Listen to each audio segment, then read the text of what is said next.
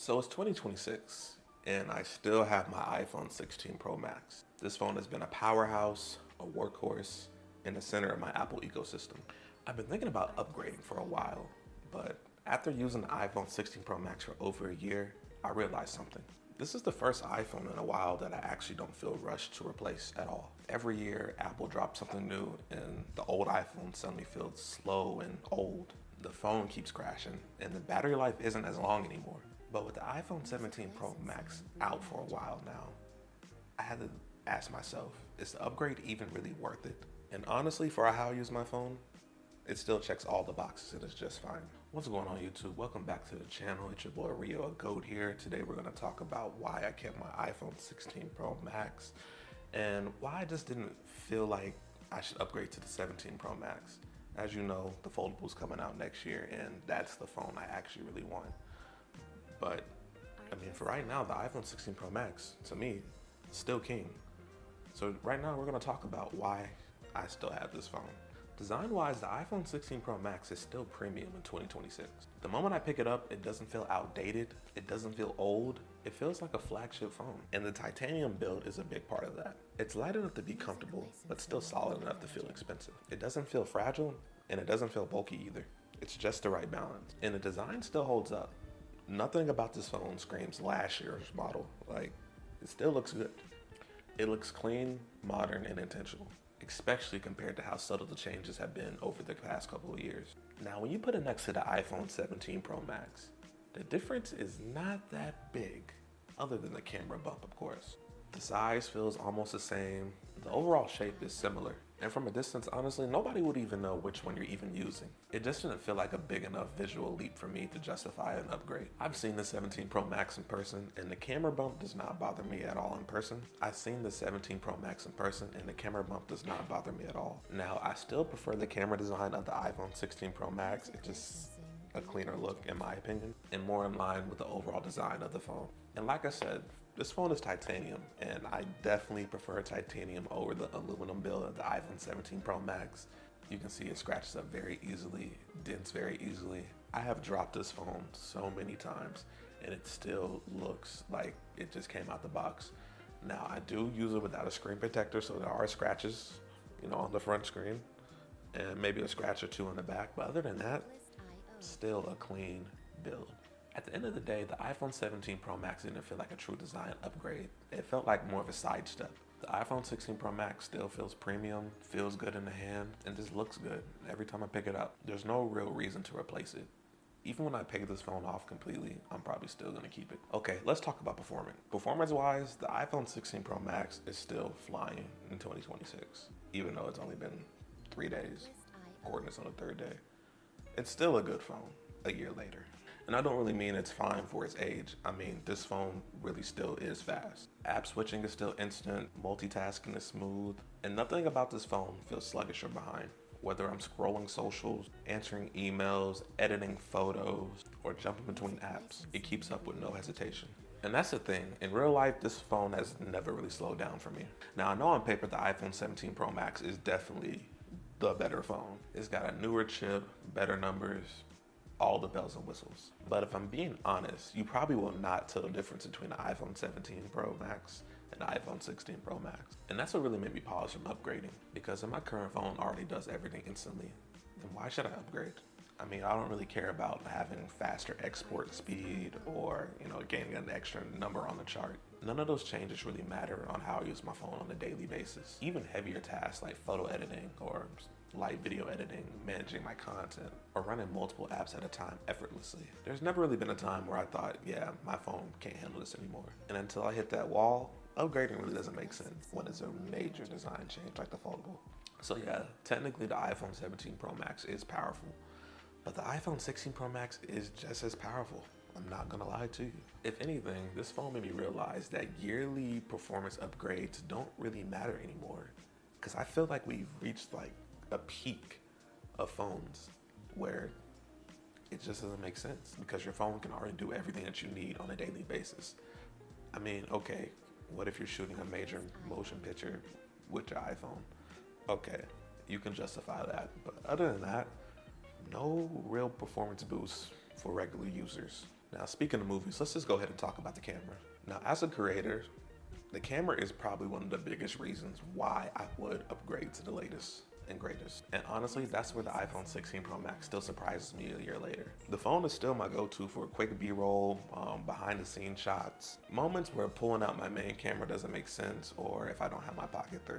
If I'm out and about and I'm moving fast and I don't want to set up my camera, I can just pull out my phone. I already know will come out great. The video quality is clean, the colors are natural, and it's consistent, which matters more than what people realize. I don't have to fight footage in post, and I don't have to worry about the footage looking out of place compared to my footage from my main camera. Now, I know the iPhone 17 Pro Max added some new camera features on paper. Now, I'm not gonna lie, they are improvements, sure, but when I really sat down and thought about how I shoot, none of those changes really make a difference in my workflow at all. I'm not unlocking any new type of content. I'm not getting any type of results that make me feel like, wow, I couldn't do this before. For the way I create B-roll, quick shots, social media content, daily moments, the iPhone 16 Pro Max already delivers everything I need. At this point, the camera on this phone isn't holding me back. If anything, it's made me realize that smartphone cameras have matured to the point where yearly upgrades are more about refinement than real transformation. And for me, refinement alone isn't enough to justify replacing a phone that still fits perfectly into my creative workflow. Okay, so battery life is another reason I'm still using my iPhone 16 Pro Max. Even after a year of use, the phone gets me through a full day without me stressing at all at the end. I'm not talking about light days either. I mean days I'm filming, editing, scrolling, responding to messages, and just being on my phone more than I probably should. I don't find myself constantly checking on my battery percentage at all. I never really have to reach for a charger halfway through the day. It just lasts for a long time. And honestly, that peace of mind really matters more than people realize. MagSafe also plays a big role, whether it's on my desk, next to my bed. Don't use MagSafe in my car, which I probably should, but it just feels effortless. Just drop my iPhone down and just keep it moving. No cables, no awkward positioning. It fits seamlessly into my daily routine. Now, I have looked at the iPhone 17 Pro Max, and I will say the battery life is killing the 16 Pro Max, I'm not going to lie. But in real world use, will you really feel a difference? Maybe, yes. You might get an extra 15%, which honestly is a big difference. But I mean, if you're not really using your phone crazily, heavily, I mean, even if you are, the iPhone 16 Pro Max is still going to last you. If my current phone already lasts all day and fits my lifestyle without friction, upgrading just for the battery doesn't make sense. I'm not gaining freedom. I'm not gaining peace of mind. I already have both. So until the battery life becomes an actual problem, which it hasn't, I know some people it has, but for me personally, it has not.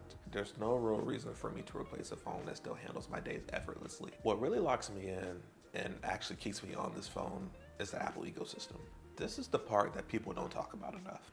Because it's not flashy, but it matters. Because it's not flashy, but it matters every single day. My iPhone, MacBook, iPad, Apple Watch, AirPods, Apple TV, they just all work together seamlessly. I can start something on my phone and finish it on my MacBook without it skipping a beat. Copy on one device and paste on another. AirDrop files instantly. Answer calls and texts from my MacBook or my iPad. Unlock my MacBook or my Apple Watch. None of it feels like a feature. It just feels normal. And once you use that level of integration, it's really hard to give it up. Now, when it comes to the iPhone 17 Pro Max, this is where comparison becomes really clear. It sits in the exact same ecosystem. I'm getting the same continuity features, the same AirDrop speeds, the same cross-device workflow. Switching phones doesn't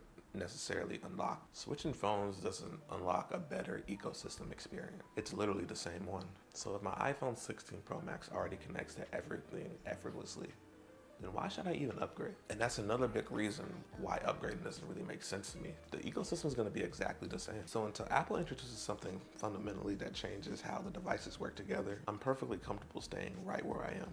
At the end of the day, the reason I didn't upgrade is pretty simple. Nothing about the newer phone forced me to. My iPhone 16 Pro Max still feels fast, reliable, and future-proof for how I live and work. It doesn't lag, it doesn't frustrate me, and it doesn't feel like it's holding me back in any way. And when that's the case, upgrading doesn't feel like an upgrade. It just feels like a habit. I think a lot of us are conditioned to upgrade just because there's something new, not because we actually need it. But when I really sat down and compared how I use my phone day to day, nothing changed enough for me to justify replacing something that already works great. The performance is there, the camera still fits my workflow, the battery gets me through the day, and the ecosystem already feels complete. So what would I actually be gaining? Not more productivity, not more creativity, not more convenience, just a newer model number. And that's when I realized something. Sometimes keeping your tech is the upgrade. Choosing not to upgrade is still a decision, and for me, it was the smarter one. The iPhone 17 Pro Max didn't bring enough meaningful improvements to replace a phone that already does everything I need without friction.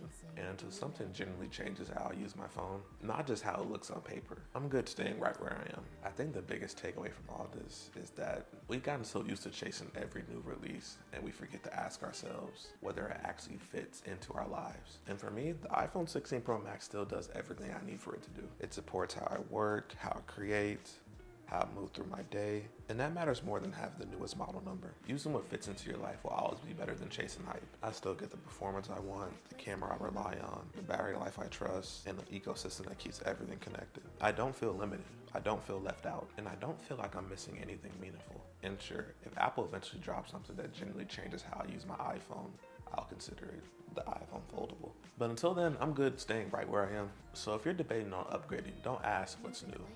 Ask what you actually need. Let real life benefits drive your decision, not marketing or pressure to keep it up.